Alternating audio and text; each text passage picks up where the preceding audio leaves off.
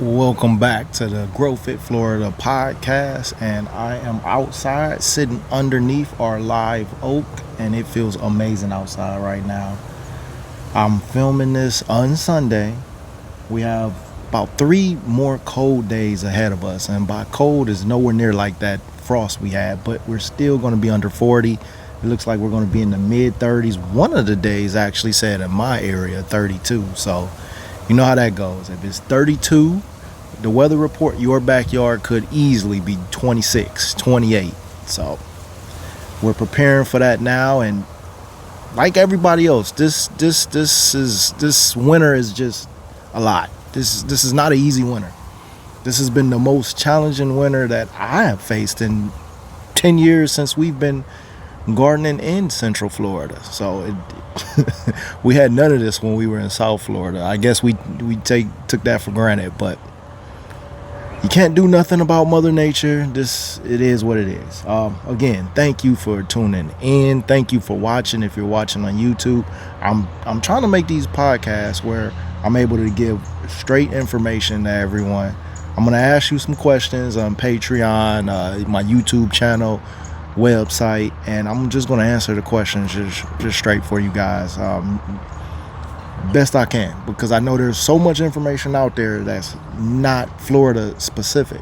So therefore, a lot of the information that they give us is just not helpful. It's not as helpful, because if you don't have sandy soil, then you really can't tell us too much about how to amend our soil and using the same steps you did. Or if you're planting apple trees and you're telling us now is a good time to put an apple tree in the ground, yeah, for who? Not for us. So that's what this podcast is for, just to go straight Florida and other tropical and subtropical areas centric, just to bring you guys the best information.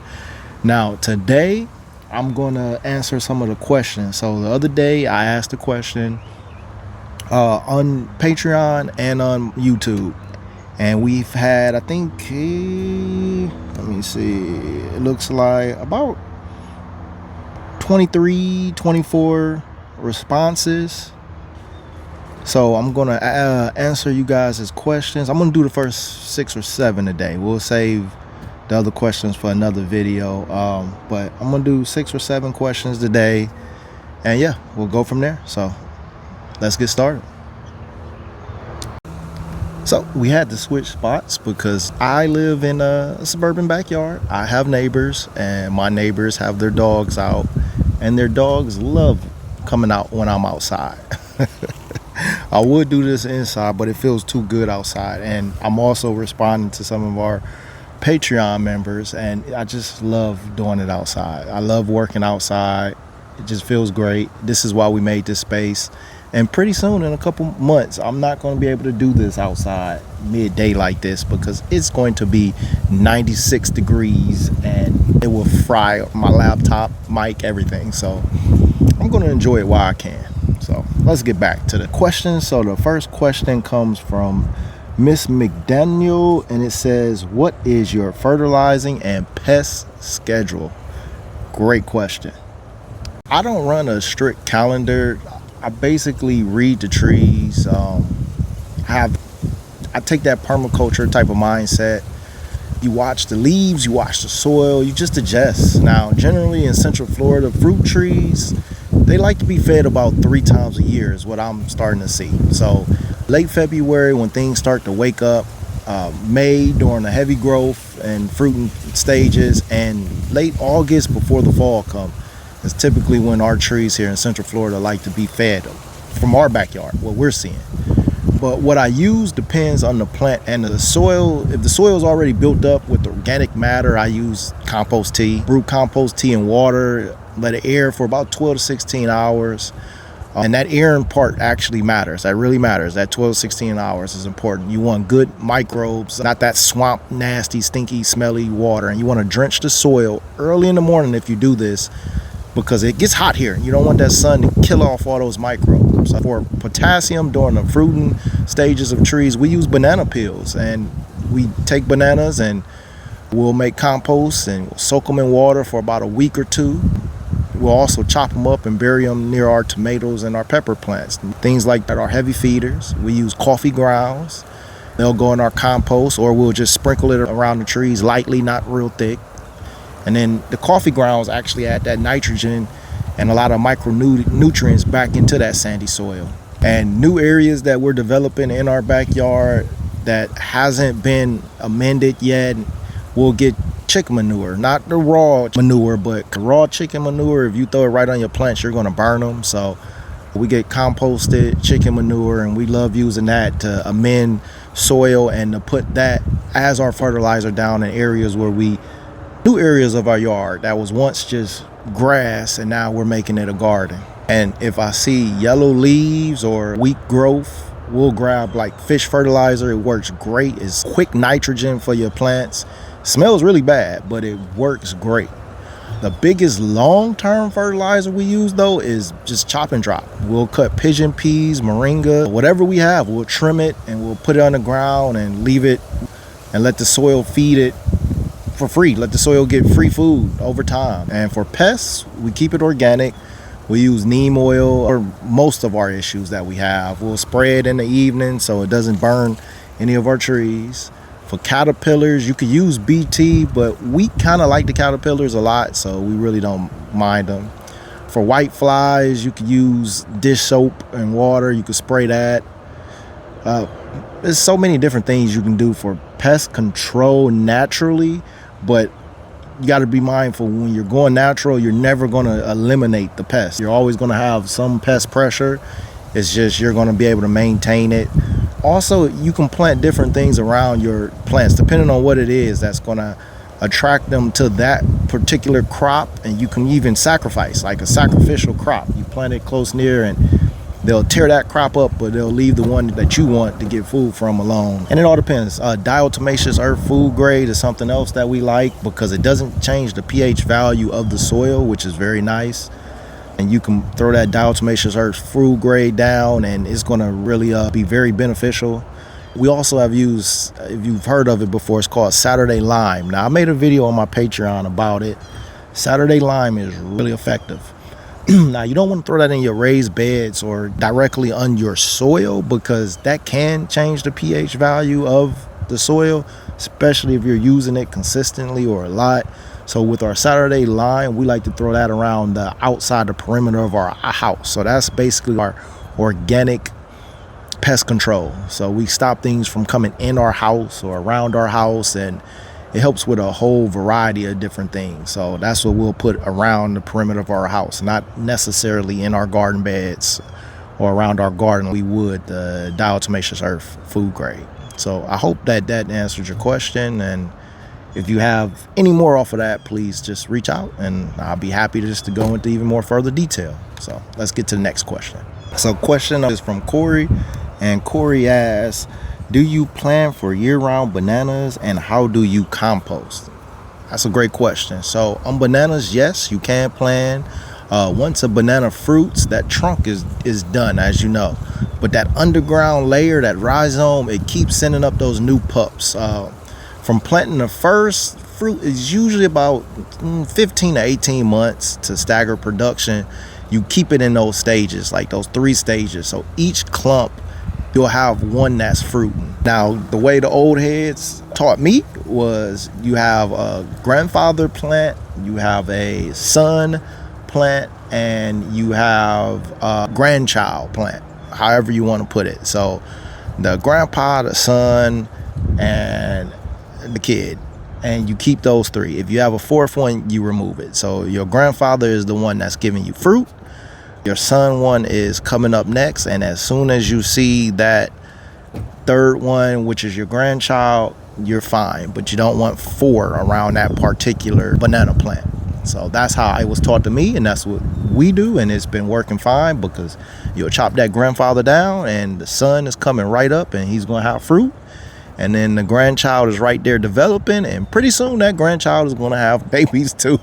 I know this sounds crazy, but that's how it was taught to be, and that's how I was able to remember how to stagger these banana plants. Because if you get too many around there, you're going to slow down that fruit production. It's going to crowd it. And you're able to transplant those bananas to the other locations around your yard, and which is great. So you get one banana plant, you can get 100. So you don't have to go out and necessarily just buy so many of the same variety. If you have some patience, you can give it some time, and as those pups come up, you can just keep transferring them, moving them around your yard. Again, if you have some patience. If you don't, just go out and buy some more, and you got your whole backyard looking tropical with banana plants. It's your yard. You do what you want to do. You know what I'm saying? Now, another thing we do is like pineapples. So we try not, if we have some bananas that we want to put in the ground, we might keep some in pots, or we might wait so we can stagger it throughout the different seasons. Because you're not going to put all, if you have 100 pineapples and you put them in the ground, they're all going to become ripe at the same time. And it's not necessarily as the same with bananas, but it's close. So if you're putting all the bananas in the ground at the exact same time when you're starting your food forest, it's going to look nice, but you're going to have a lot of bananas coming ripe at the same time. Another thing you can do is just, you can try to stagger it. So a few in the ground today, wait a month, wait a few months, put some more in the ground. And this is region specific too. If you live in a cooler weather region, and obviously you probably want to put them all in the ground closer to the initial time. But if you live somewhere warmer, certain pockets of Central Florida and definitely South Florida, where you're not going to have these crazy winters like this what we're having now, where your bananas can actually thrive, then you can stagger it. But if you're living somewhere where these bananas is going to just get toasted like this all the time, then put them in the ground at the same time and just give them a fighting chance, and you'll have a lot of bananas to eat, a whole bunch of them. 50 to 75 pounds of bananas. I remember one year we got so many bananas. We were giving them out to our neighbors, and I think our neighbors was tired of receiving bananas. I was keeping bananas in the car, and every time I seen someone that was homeless and they were coming up, I would give them a couple dollars of cash, and then I would give them a rack of bananas. I'm talking 40 bananas, 50 bananas. And they was looking at me like, what the world? I've never had this before. So that's how many bananas you will get. So just be ready. And the second part on your question on the composting, so we just keep it simple. You can try keeping it simple too. So just greens and browns, just about equal parts. Just your kitchen scraps, grass, greens, dry leaves. Put some cardboard down first to block the weeds, then put your greens on top. You can wet it, don't drench it, and then that's how we do it. And just turn it every few days. Just turn your compost over, and it'll break down slow. Put it in shade too, so it doesn't dry out, because if you're here in Florida, which chances are you are, it gets extremely hot during the daytime, and you don't want to put your compost directly in the middle of your yard in that sun, because it's going to dry out and it's going to stink too. So find a shadier spot in your yard where you're going to start your compost at. Also too, there's so many different composters, like kitchen composters. We have one too, where you can throw your food scraps in and it will give you compost in 12 hours. So every single day you can just throw it in there and it'll just make it right in your kitchen. You can use that as well. Now, you're not going to get as much, but if you have a smaller garden or you just don't want to go outside to do that, you can use that composter and then just throw it down. You'll have daily fertilizer just about for your plant, and you can just put it in a garbage can or wherever you want to put it to store it. But that's another option that you have too. All right, so the next question comes from Victoria, and it says urban or suburban composting. So both work about the same rules, just like a different space. So urban, you just get a small tumbler bin, small, clean, easy, or you can do worm composting, get some bins. You can turn the scraps into some of the best fertilizer that you ever seen. All your kitchen scraps with just some simple bins, it could be your best fertilizer.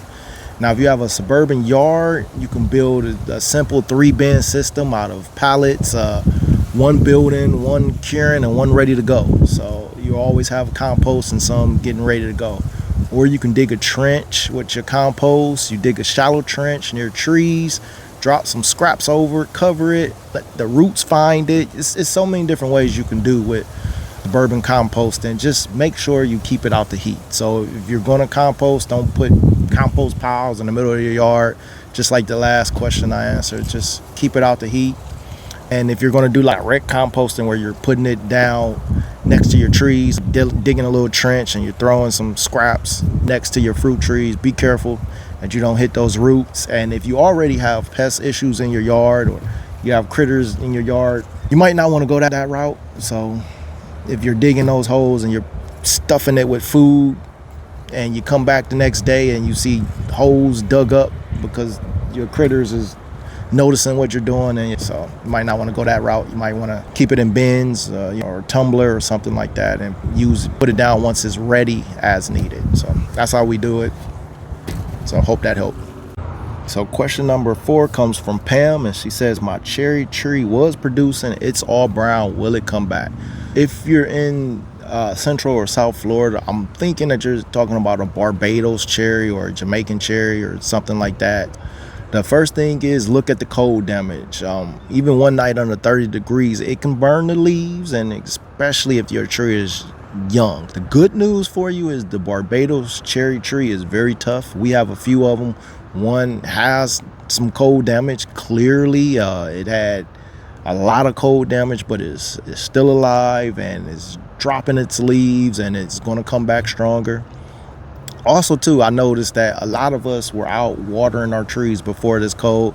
Some people, and I've seen it, and I've been talking to some people on Patreon about it, it looks like some people actually have overwatered. So you want to make sure it's not any type of root rot type of situation where you let that Barbados cherry or Jamaican cherry or whatever type of cherry tree, you just left that hose running too much during this last month and a half or so that we've been seeing this crazy weather. So it could be root rot, and that's another issue. That's not just necessarily cold damage. So you want to look into that as well. What I would probably do if I was you, I would just, before watering, just check to make sure that that soil is actually dry and your tree actually needs the water. Let the soil dry with those cherry trees. Let them dry out between waterings. And deep water. You don't want a little bitty squirts of water deep. Make sure your soil actually needs it. There's a good chance that right when it starts to warm up that tree is going to produce new growth. They're pretty tough if you're in Central and South Florida. North Florida, and with this cold we had, it's a little bit different.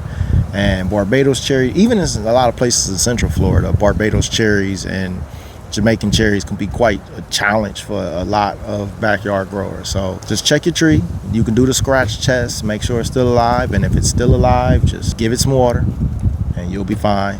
Not too much water, and just wait for this heat to come. That's what all our trees need. They all need the heat to come back consistent. Not these nights where we're dipping down under 40 again. We need our normal nights. Well, I hope that helped you, and if you have any more questions, just please send them through, and I'll keep answering them the best I can. So let's get to the next one. So the next question is from Dave in Tampa, and Dave says, I moved from Michigan and everything dies. What is the thing you wish someone told you?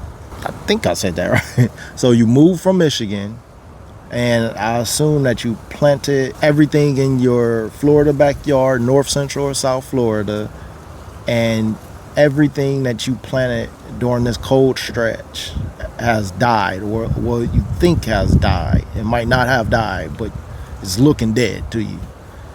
I believe that's what you're asking. So let's get into this. First, everything that you learned up north, it does not apply here, and that's the main reason why I started this channel and everything that I'm doing, because those rules don't apply.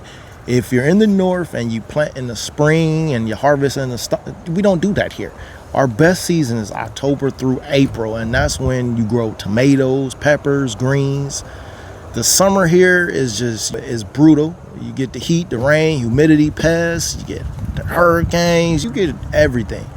Our soil is sandy. If you're in Central Florida, you have to build it with compost, wood chips, organic matter consistently. It's rough, but I would say switch to perennials. Fruit trees, bananas, moringa, pigeon peas. They produce year after year. You don't have to worry about replanting them, and they're going to keep producing for you. Work with your climate, work with your area, wherever you're staying at in Florida. Just work with it. Plant things that actually want to be here. I've said it before that the majority of us are planting the right things for our zone.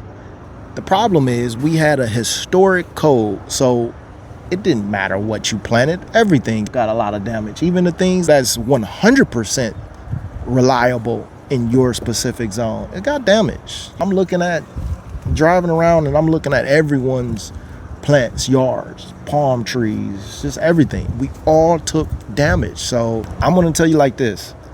With this particular winter, you likely didn't do anything wrong. It's just that it was historically cold, and for all of our tropical trees, subtropical trees, and just everything we have in our yard, it can't take that cold. It just can't take it. So we were even, the other day, my wife and I was driving, we seen our neighbor, they had some trees, they were like the Christmas trees. And we're like, my goodness, these are brown. Aren't these trees northern trees? Every time we go to see my family in Ohio, we see these look like similar trees, and they were brown. That's how cold we got down here. So you gotta give yourself some grace. You did nothing wrong. It just was that cold outside. Just look, check on your trees. They likely aren't dead. They likely are just have some damage. If they drop their leaves, that's a great sign for you. So let's hope that your trees are dropping leaves. Give them some water, but check your soil in between. Don't do any fertilizing yet, nothing yet. And just give yourself some grace. They will bounce back, and come late spring, well, we don't really have too much of a spring. But come summer, they're going to be perfectly fine. You're not going to have any issues. You're going to see a lot of green back in your backyard. And after this next little cold stretch we have in these last 3 days, hopefully we're done with that because we're moving into March. Go out and get yourself some plants to put in the ground. Get yourself some nice stable crops that's going to give you some side dishes for dinner that you can rely on. And possibly go get yourself some more fruit trees too, and you can put them in the ground. We're always building, so we're never just remaining complacent with what we have when we have our food forests and when we have these gardens. We're always adding to it. And it's still the best time to put things in the ground while this weather is cool. Summertime, you're not planting a fruit tree. It's just going to get fried. So it's still the best time right now to get your fruit trees and potentially get them in the ground after this last 3 days of cold that we're having at the time of me filming this. So it might be past by the time I actually push this out. We'll see. But I hope that helped. So let's move on to the next question. So the next question is from Lisa in Kissimmee, and she says, my yard is sand. I can't afford soil. What is the cheapest way to fix it? Well, Lisa, you're in Central Florida, obviously, because you got that sand. Let me tell you, all our yards are sand. I haven't went to a backyard yet that is beautiful soil from the start. We all have sand. So I'm right there with you, and I'm going to tell you how we fixed ours. First off, you can get free wood chips from any local company. Just call and ask to be placed on their drop list. Or you can go to getchipdrop.com and you can get some free mulch, and you can use that. So once you get that, you're going to lay some cardboard down over that soil. You're going to put those wood chips on top. You're going to give it a little soaking with the water, keep it moist. And as that starts to break down over time, you're going to start developing soil. So you're going to also compost your kitchen scraps. Even in a 5-gallon bucket, if you just drill some holes, you can make your own little composter. Plant things also that's going to not mind that sandy soil, like pigeon peas, moringa, lemongrass. You can plant those things right now. It's not going to carry sandy soil. And over time, you're going to let the wood chips, the cardboard, and your kitchen scraps that you put down, you're going to let that build that soil up for you. So it's not a quick fix thing. One of our gardens, we started 7 years ago, and it took us about 3 years to actually get decent soil in there because the soil was lousy. It was really bad. So it's not a quick fix with this. Have some patience in that short term to get your garden and get your food forest started. Just look for some varieties of fruit trees that you can plant that don't mind the sandy soil. All right. So I hope that helped you. And again, if you have any more questions, just reach out. I'll be happy to answer. So we'll make this the last question. And this is from Marcus in Plant City. How long before your forest fed your family consistently? I'm 2 years in and I feel like I'm wasting time.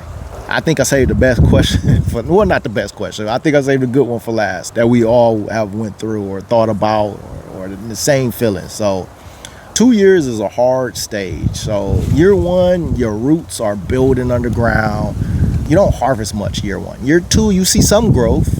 You get some fruit, some vegetables, but it still feels slow. Year 3 is when things really start clicking for you. And year 4 and 5, that's when you start feeding your family, and that's when you start seeing things produce, like your moringa, lemongrass, sweet potatoes, bananas, Barbados cherries, and just everything else you have.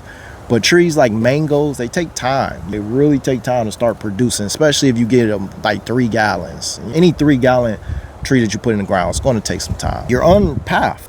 You're 2 years in, just stay the course. It takes time to develop a fully functioning food forest that's going to feed you, where you're no longer going to Publix and get, let's say, your produce.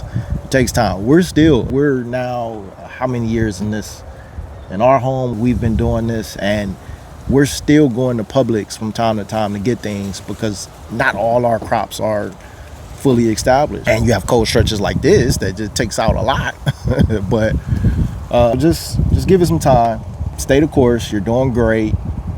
Keep planting, because hey, if you stop today, tomorrow is going to come either way for you, with God's grace. So you're still going to see a year from now, and you could have that food up and running, or you're going to tell yourself, man, why did I stop? Time's going to go by either way. Just keep staying at it. Just have that discipline and keep staying at it, and it's going to pay off for you, and it's going to pay off for your family. So I hope that helped. I have a new book out called the Florida Perennial Garden. This book right here, you guys know I love perennials. I love everything about perennials, because I'm the type of gardener, I don't want to do more work. We have 4 kids, and I'm not trying to replant things every single year. And Florida makes it hard enough with this climate and the weather that we have. So I love perennials. In this book, I'm sharing with you my favorite perennials. I'm sharing when to put them in the ground, how I found them. I have pictures of our backyard, of me amending the soil and different things. It's a great, quick read, straight fire for you. Just straight information. I wrote this with the subtropical and tropical gardener in mind. So again, the Florida Perennial Garden, easy plants that thrive in heat, sand, and humidity.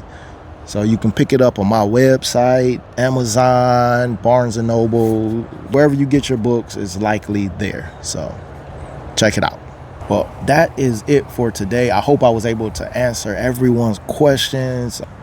Again, doing my best. That's all we can do out here. As you see, we have cold damage too. This is one of our areca palms, but if you look in the middle, you see the green coming back, and we have some that we were able to cover. You can't cover everything. So if you're looking at this right now, some are brown, some are green, the ones we were able to cover, and that's life. So we got to keep moving forward and moving past this damage that we all have. It's going to get better.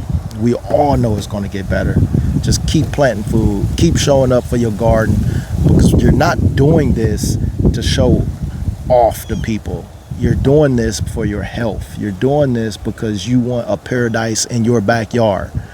The cold slows that down, but it does not stop that purpose. That's the reason why most of us are growing food. It's what it is. So thank you guys for watching. Thank you guys for listening.